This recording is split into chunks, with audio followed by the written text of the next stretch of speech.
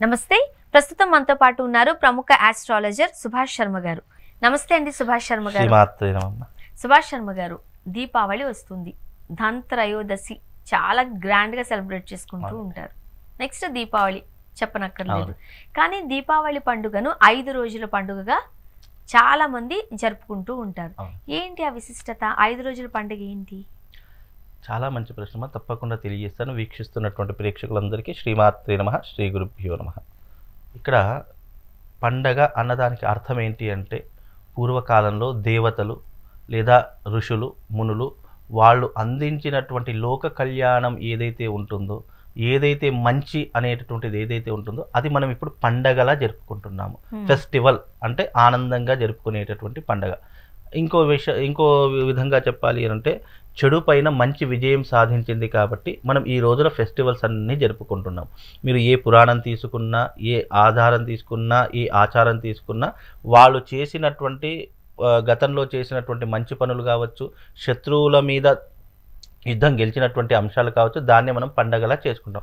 దీపావళి పండగ, ధనత్రయోదశి పండగ, నరక చతుర్దశి పండగ, ఇవన్నీ కూడా 5 రోజుల పండగలుగా చెప్పబడింది. 5 రోజుల పండగ అంటే అర్థం ఏంటి?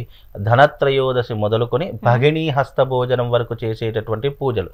అంటే ఇక్కడ ధనత్రయోదశి ఒకటి, నరక చతుర్దశి ఒకటి, దీపావళి అమావాస్య ఒకటి, అలాగే మనకు బలిపాడ్యమి ఒకటి, మనకు యమద్వితీయ అంటే భగినీ హస్త భోజనం. ఈ 5టిని కలుపుకుంటే దీపావళి పండగ అని అర్థము. నేను ఒక దీపావళి చేసుకుంటానండి, మొదటి 2 రోజులు 2 రోజులు నేను చెయ్యను అంటే అది సంపూర్ణమైనటువంటి విధానము కాదు. శాస్త్రము ధర్మం ఏదైతే చెప్పిందో దాన్ని అనుసరిస్తేనే, అంటే అది ఏ శాస్త్రమైనా ఎవరికి వారైనా సరే దాన్ని అనుసరిస్తేనే అది సంపూర్ణమైనటువంటి ఫలితాన్ని మనకు అందజేస్తుంది.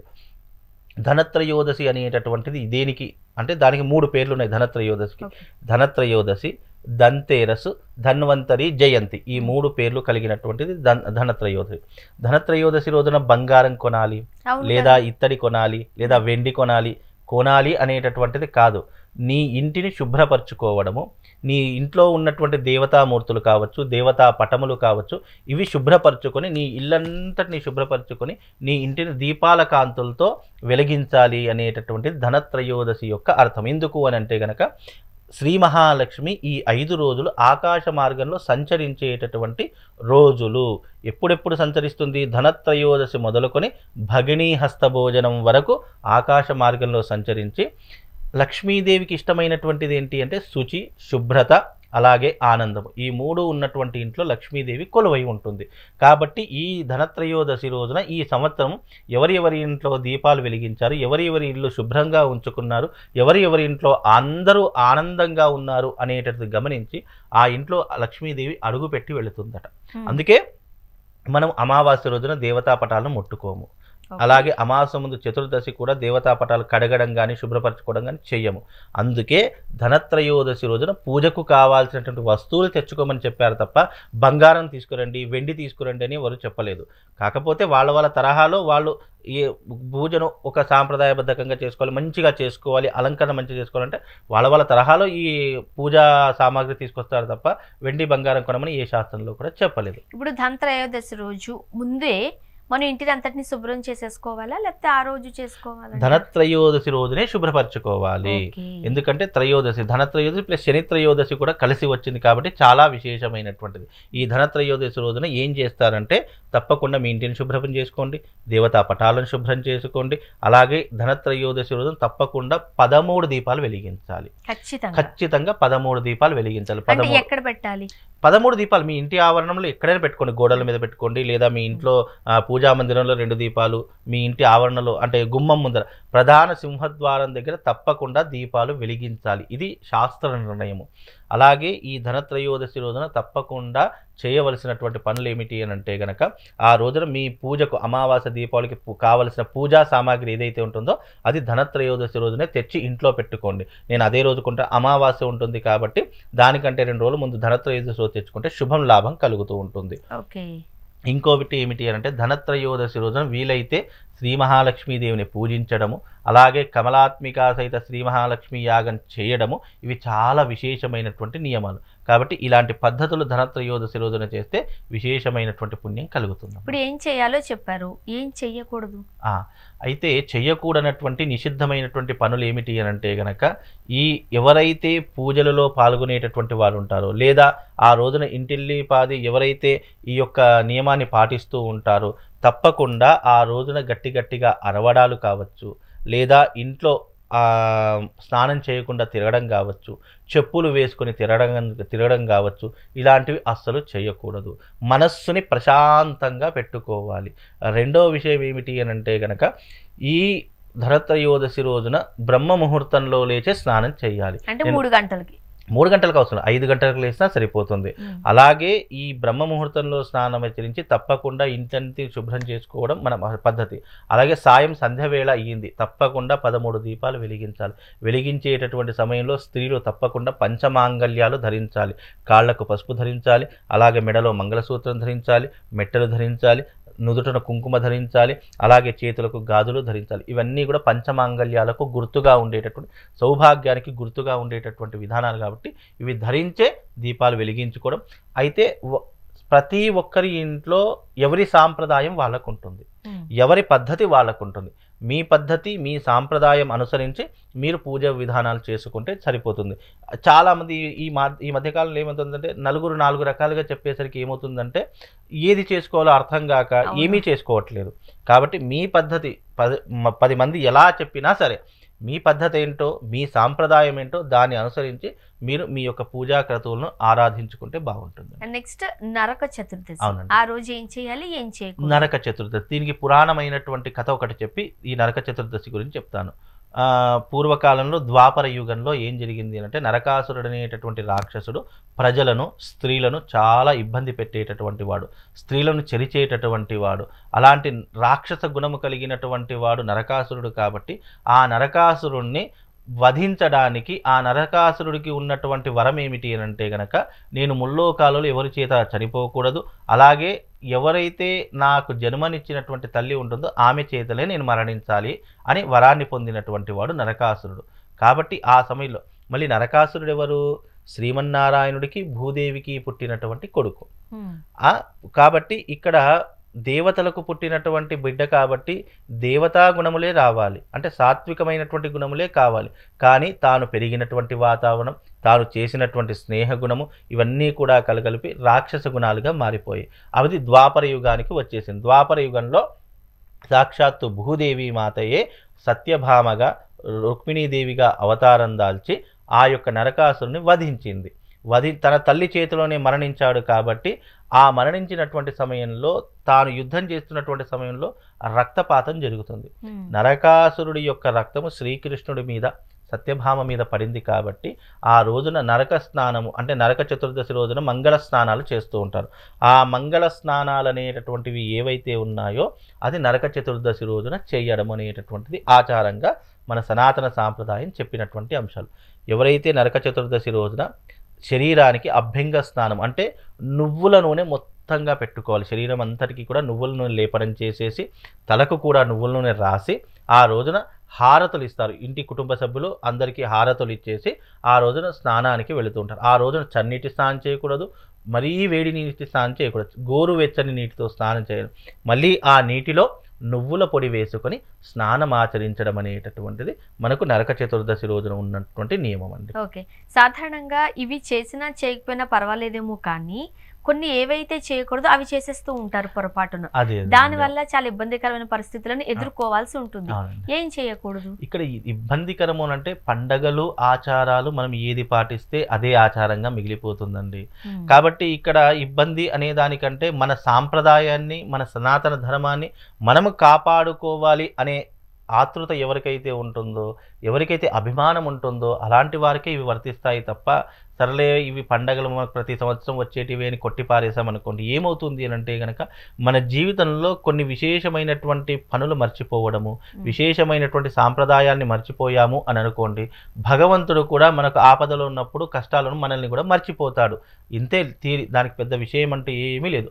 మనం ధర్మంగా ఉంటే భగవంతుడు తప్పకుండా ధర్మానికి అండగా ఉండేటటువంటి వాడు. కాబట్టి పండగలు ఆచారాలు ఎందుకు చేసుకున్నామండి, ఎందుకు ఇచ్చారు మనకు ఈ లోకానంతటినీ బాధ పెట్టేటటువంటి నరకాసురుడు అనేటటువంటి రాక్షసుని సంహరించినందుకు మనం ఆనందంగా జరుపుకునేటటువంటి ఒక కోలాటాన్ని మనం జరుపుకోకపోతే అలాంటి రాక్షసులు మళ్ళీ పుట్టుకొస్తారు.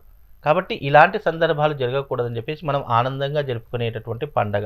అందులోనూ నేను చేసుకోను, నేను అంత పొద్దున లేవను, బ్రహ్మముహూర్తంలో లేవను, సరే పొద్దెక్కేదాకా పడుకుంటాను, 8 గంటలకు నాకు హారతలు ఇవ్వండి అంటే అది సాంప్రదాయం కాదు. అంతే తప్ప అది ఏదో పాపం జరిగిపోతుంది అనేటటువంటి అంశాలు కూడా ఏమీ లేవండి. నెక్స్ట్ అసలైన పండుగ, పెద్ద పండుగ దీపావళి. అయితే దీపావళి అన్నదానికి అర్థం ఏంటి అంటే దీనికి వెలుతురు పండగ అని ఆ పేరు, కాంతుల పండగ అని పేరు. అయితే నరకాసురి వధ అయిపోయిన తర్వాత అంటే ఆ రోజున గాఢాంధకారము, ఆకాశంలో అసలు నక్షత్రాలు లేవు, చంద్రుడు లేడు, ఏమీ లేదు, శూన్యంగా మారిపోయింది. అంటే గాఢాంధకారం, అంధకారానికి ఇంకా గాఢాంధకారం అలా ముగిసిపోయేసరికి నరకాసురుని వధ ఎప్పుడైతే జరిగిందో ప్రజలందరూ కూడా ఆనందంగా జరుపుకొని ఇంటిల్లిపాది దీపాలు వెలిగించడం ప్రారంభం చేశారు. అంటే వెలుతురుని ప్రారంభం చేశారు. అలా ఆ రాజ్య ప్రజలందరూ కూడా దీపాలు వెలిగించేసరికి రాజ్యమంతా కూడా అమావాస్య కాదు, నిండు పౌర్ణమిలా కనిపించింది. అంటే మనకు మధ్యాహ్నం 12 ఎలా అయితే ఉంటే వెలుతురు ఎలాగైతే ఉంటుందో ఆ కోలాటాల మధ్య కనిపించింది. ఇక అప్పటి నుండి ప్రజలందరూ కూడా ఏం చేశారంటే ప్రతి దీపావళికి దీపాలు వెలిగించడం ప్రారంభం చేశారు. అలా మనకు దీపావళి వెలుతురుల పండగ అనేటటువంటి అంశం చేకూడడం జరిగింది తప్ప అందులో పెద్ద విషయం అంటే ఏం లేదు. కాకపోతే అమావాస్య కాబట్టి చీకటిగా ఉంటుంది కాబట్టి దీపాలు వెలిగించడము, ఒక దీపం వెలిగించడం వల్ల దీపము అంటేనే లక్ష్మీప్రదమైనటువంటిది అని అర్థం, జీవితానికి కాంతినిచ్చేటటువంటిది అర్థం. అదొక తరహా వస్తుంది. దీపం వెలిగించడం వల్ల మన జీవితంలో కూడా వెలుతురు రావాలి అనేటటువంటి కోరికతో, అలాగే ఆ దీపాల కాంతులు అనేటటువంటివి చలిని కొంచెం కంట్రోల్ చేస్తూ ఉంటాయి. మనకి ఎప్పుడు చలి ప్రారంభమవుతుంది, ధనత్రయోదశి నుంచే చలికాలం అనేటటువంటిది ప్రారంభమవుతుంది. అలాగే యమధర్మరాజు ఈ యొక్క యమద్రంశ కాలము అని దీనికి పేరు. అంటే యమధర్మరాజు తన కోరలకు బయటకు వచ్చేటటువంటి సమయం కాబట్టి ఈ సమయంలో ఎక్కడైతే దీపాలు వెలిగిస్తారో అక్కడ యమధర్మరాజు యొక్క నీడ పడకుండా ఉంటుంది అనేటటువంటి తరహాలో దీపాలు వెలిగిస్తారు. కానీ సాధారణంగా అమావాస్య అన్న దానిని మనం శుభ సూచకంగా చూడము. అవునండి. దీపావళి అమావాస్య కూడా మరి కొన్ని పనులు చెయ్యకూడదు అంటారు కదా, నిజంగానే దీన్ని అమావాస్యగా చూడాలా, శుభప్రదంగా చూడాలా? శుభప్రదంగా చూడాలి. అంటే ఎందుకంటే దీనికి పురాణమైనటువంటి కథ కూడా ఒకటి ఉంటుందండి. ఏంటి అంటే పూర్వకాలంలో దుర్వాస మహర్షి ఏం చేశాడంటే ఇంద్రలోకానికి వెళ్ళి ఇంద్రుడికి ఒక హారాన్ని బహూకరిస్తూ ఉంటాడు. అప్పుడే ఇంద్రుడు అహంకారపూరితుడైపోయి ఈ మహర్షి ఇచ్చినటువంటి ఈ ఆహారం నాకేం పనిచేస్తుంది అని చెప్పేసి దాన్ని విసిరేశాడు. విసిరేయడంతో అది ఐరావతం అంటే ఏనుగు దానిని తొక్కేసింది. అప్పుడు దుర్వాస మహర్షికి చాలా కోపం వచ్చి ఇంద్రుడిని శపిస్తూ ఉంటాడు. ఇంద్రదేవ, నువ్వు గర్వంతో కూడుకొని ఉన్నవాడివి కాబట్టి, ఇంద్ర పదవి ఉన్నదనేటటువంటి గర్వం నీకుంది కాబట్టి నీకు ఇంద్ర పదవి పోతుంది, నువ్వు భూలోకంలో అతి సాధారణమైనటువంటి వ్యక్తిగా జీవిస్తావు అని చెప్పి శాపం ఇచ్చాడు. ఇంద్ర పదవి పోయింది, సామాన్యుడిలా భూలోకానికి వచ్చాడు. ఎన్నో అంటే ఒక మనిషి అనుభవించే కష్టాలన్నీ అనుభవించాడు. అలాగే ఈ కష్టాలన్నీ పోయి మళ్ళీ ఇంద్ర పదవి దక్కాలంటే ఏం చేయాలో అని ఆలోచన చేసి మళ్ళీ నారాయణమూర్తిని స్తోత్రం చేసి నారాయణమూర్తిని అనుగ్రహం పొంది నువ్వు లక్ష్మీదేవి కటాక్షం పొందితే మళ్ళీ ఇంద్ర పదవి వస్తుంది. ఎందుకంటే పదవి అన్నదానికి అర్థం ఏంటి అంటే భోగములు అని అర్థం.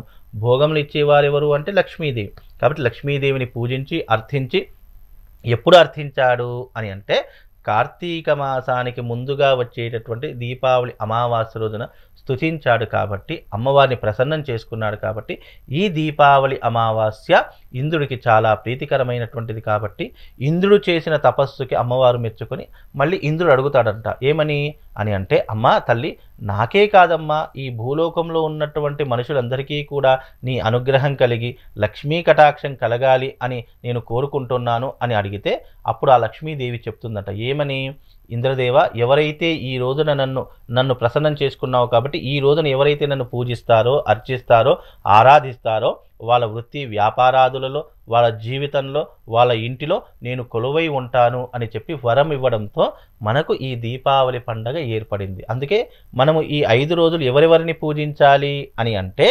ధనత్రయోదశి రోజున మహాలక్ష్మీదేవిని పూజించాలి, నరక చతుర్దశి రోజున గణపతిని పూజించాలి, దీపావళి అమావాస్య రోజున మళ్ళీ లక్ష్మీదేవిని పూజించాలి, ఇంద్రుణ్ణి పూజించాలి, అలాగే బలిపాడ్యమి రోజున బలి చక్రవర్తిని పూజించాలి, అలాగే భగినీ హస్త భోజనము రోజున యమధర్మరాజుని పూజించాలి. ఇప్పుడు బలిపాడ్యమి అలానే భగినీ హస్త భోజనం, ఈ 2 పండుగలకి కూడా చాలా విశిష్టత ఉంది. బట్ పెద్దగా దాని గురించి ఎవరు మాట్లాడరు అంటే పురాణాలు చెప్తే ఎవరికైనా బోర్ వస్తుందమ్మా. అదే సినిమా గురించి చెప్పండి, చాలా ఇంట్రెస్టింగ్ గా వింటారు. అంటే దీని వెనక మన పెద్దలు పూర్వీకులు ఎన్నో రకాల కష్టాలు, ఎన్నో రకాల నష్టాలు, ఎన్నో రకాల యుద్ధాలు చేసి మనకు ఈ యొక్క విజయాన్ని అందించినటువంటి పండగలు.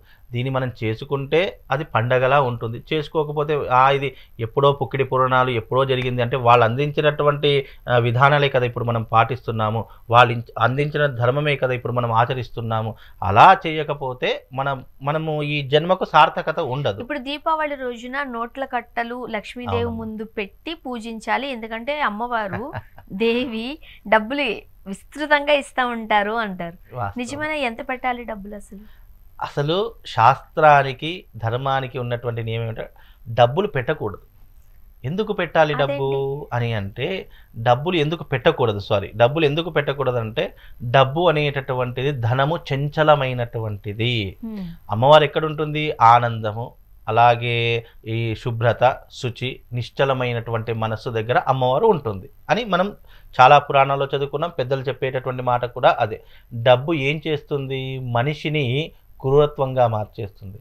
మనిషికి ఈర్ష, అసూయ, ద్వేషము పెంచేలా చేసేటటువంటిది ధనము. నీకు ఇక్కడ అమ్మవారి పూజ చేయమన్నారు తప్ప అంగులు ఆర్భాటాలు, అలాగే నువ్వు డబ్బుల కట్టలు పెట్టమని ఏ శాస్త్రం చెప్పలేదు. ఇప్పుడు చాలామంది ఏం చేస్తారంటే, మనం ఏదో చూయించుకోవాలని చెప్పేసి డబ్బుల కట్టలు అమ్మవారి దగ్గర పెడితే ఏమొస్తుందండి? ఏమీ రాదు. అలా పెట్టడం వల్ల అవి రెట్టింపు అయిపోతాయి. ఏమీ కావండి, ఇంకా తరిగిపోతాయి. గమనించండి, మీరు దీపావళి అమావాస్య రోజున గమనించండి, ఎప్పుడైతే డబ్బుల కట్టలు పెడతాయో అవి తరిగిపోవడం. ఎందుకు తరిగిపోతాయి? నరదృష్టికి నాపరాయణ పగులుతుంది అని ఒక శాస్త్రమే ఉంది.